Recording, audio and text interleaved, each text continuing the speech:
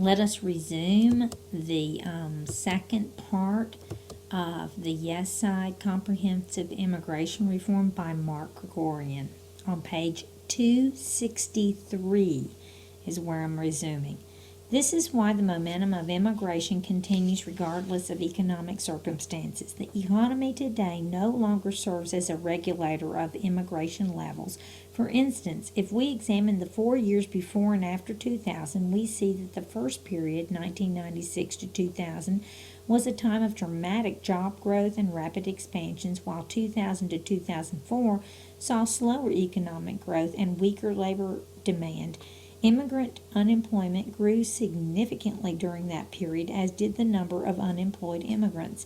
And yet, immigration actually increased slightly from 5.5 million arrivals during the first period and 6.1 million new immigrants during the second.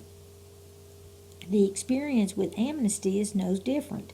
About 2.7 million people were legalized in the late 1980s and early 1990s as a result of the amnesties contained in the Immigration Reform and Control Act, IRCA, of 1986.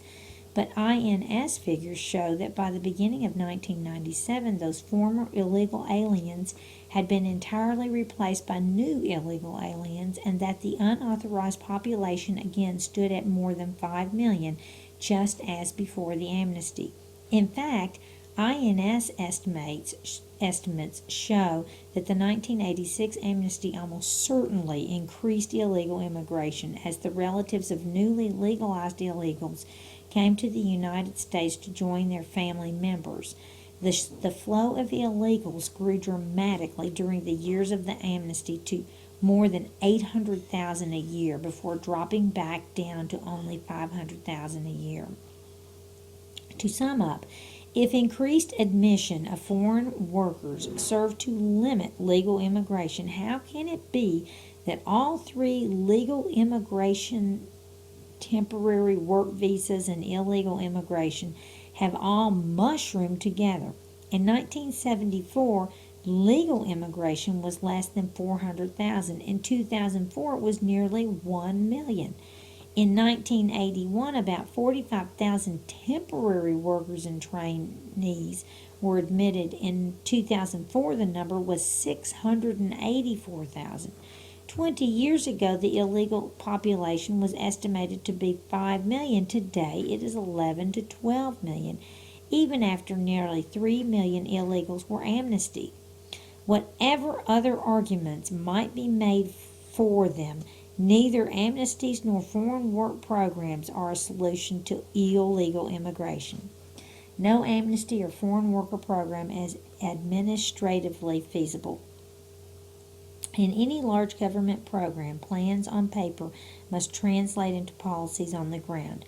Any amnesty or foreign worker program would require extensive background checks as well as simple management of the program, processing applications, interviewing applicants, checking arrivals, checking whether a worker is still employed, enforcing the departure of those who are supposed to leave. Supporters of the various amnesty and foreign worker proposals have assumed that administering these programs would not be a problem, but it is not explained how the immigration bureaus within the Department of Homeland Security, already choking on massive workloads, are supposed to be able to accomplish these goals.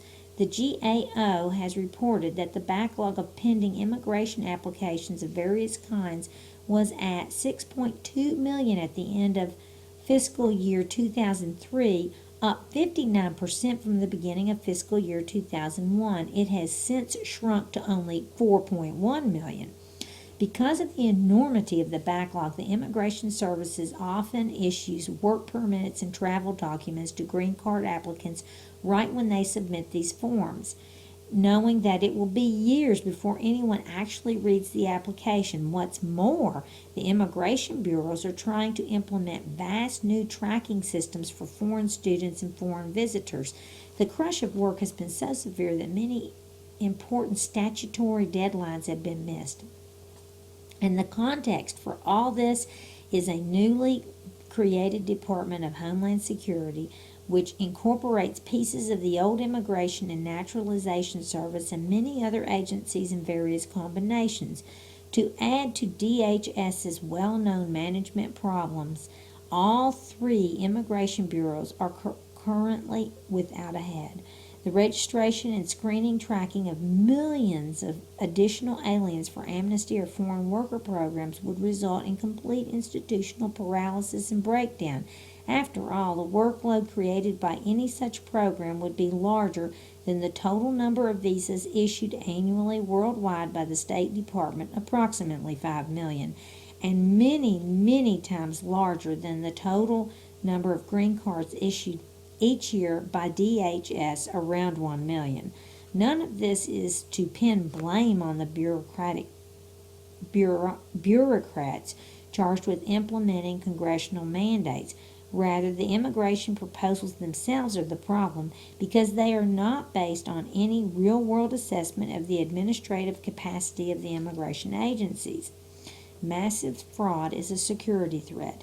In addition to widespread paralysis, overloaded administrative agencies with the vast and complicated new responsibilities of an amnesty and foreign worker program would cause staggering levels of fraud as overworked bureaucrats are pressured to rubber stamp applications. In fact, even without the tsunami of paperwork that new immigration programs would cause, fraud is already dangerously widespread. Stephen Dienan of the Washington Times reported earlier this month that internal investigators of U.S. Citizenship and Immigration Services have uncovered thousands of cases of misconduct, including bribery, exchanging immigration benefits for sex, and being influenced by foreign government, and new charges are being added to the rate of 50 per week. Nor is this a new development. A January 2002 GAO report addressed the consequences of such administrative overload. It found that the crush of work has created an organizational culture in the Immigration Services Bureau where staff are rewarded for the timely handling of petitions rather than for careful scrutiny of their merits. The pressure to move things through the system has led to rampant and pervasive fraud, with one official estimating that 20 to 30% of all applications involve fraud. The GAO concluded that the goal of providing immigration benefits in a timely manner to those who are legally entitled to them may conflict with the goal of preserving the integrity of the legal immigration system. This last point was reinforced in an especially lurid way by the last big amnesty program, which was part of the Immigration Reform and Control Act, IRCA, of 1986. As Paul Virtue, then General Counsel of the INS, testified before Congress in 1999, the provisions of IRCA were subject to widespread abuse, especially the Special Agricultural Worker Program. There were nearly 1.3 million applications for the SAW amnesty, double the total number of foreign farm workers usually employed in the United States in any given year, and up to 6 times as many applications as congressional sponsors of the scheme assured skeptics would apply. INS officials told the New York Times that the majority of applicants in certain offices were clearly fraudulent, but that they were approved anyway since the INS didn't have the means to prove the fraud. Some women came to interviews with long painted nails, while others claimed to have picked strawberries off trees. One woman in New Jersey who had owned a 5-acre garden plot certified that more than 1,000 illegal aliens had worked on her land. This is a problem not just because it offends our sensibilities, but because ineligible people will get legal status. People like Mohammed Abulam, a cabbie in New York who got amnesty as a farm worker under the 1986 law and went on to help lead the first World Trade Center attack. Having an illegal alien terrorist in your country is bad. Having one with legal status is far worse, since he can work and travel freely as Abulam did, going to Afghanistan to receive terrorist training only after he got amnesty. And we cannot safely assume that at least those illegal aliens who have snuck across the Mexican border are no threat since they want only to wash our dishes. For example, Iraqi-born smuggler George Tergiran pled guilty in 2001 to forging an alliance with a Mexican immigration official to smuggle Palestinian, Jordanian, Syrian, Iraqi, Yemeni, and other illegal aliens through Mexico and into the United States. And in late 2003, the former Mexican consul in Beirut was arrested for her involvement in a similar enterprise. Another amnesty or large foreign worker program is guaranteed to give legal residence to a future terrorist. A third way, neither roundups nor amnesty. The final selling point for supporters of amnesty and foreign worker programs is that there are only two options available to us, either massive roundups and a huge burst of deportations, or some form of legalization. And since it's clear there's no way we can remove 11 million people all at once, the only option available to us is amnesty. However, it might be labeled or camouflaged. But there is a third way that rejects the false choice, and it is the only approach that can actually work.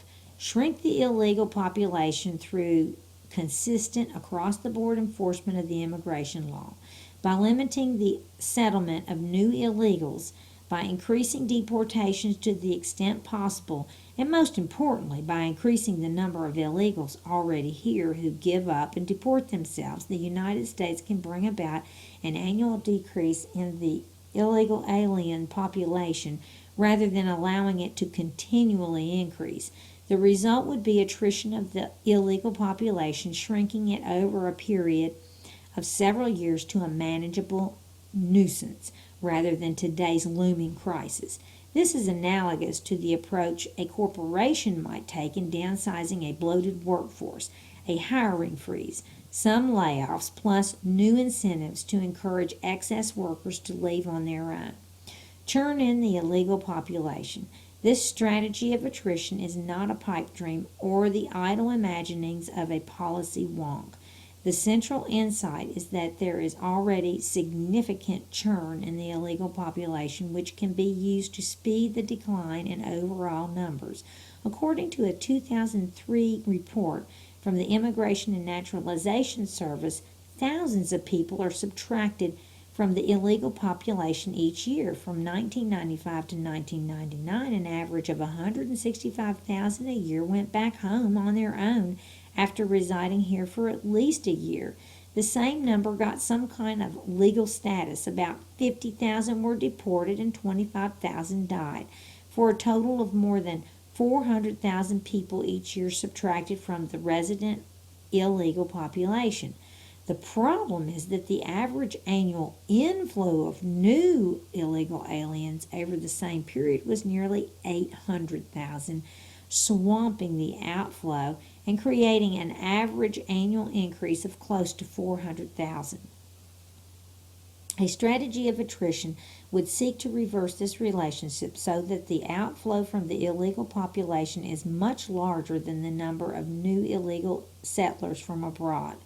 This would be a measured approach to the problem, one that doesn't aspire to an immediate magical solution to a long brewing crisis, but also does not simply surrender as the amnesty and foreign worker proposals do.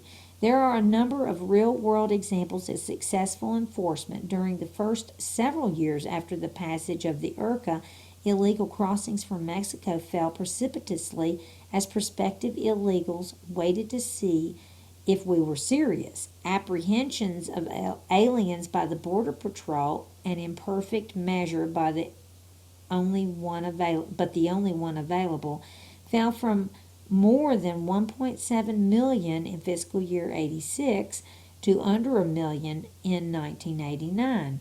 But then the flow began to increase again as the deterrent effect of the hiring ban dissipated. When word got back that we were not serious about enforcement and that the system could be easily evaded through the use of inexpensive phony documents. All right, I'm going to stop here and we'll finish up on one last play.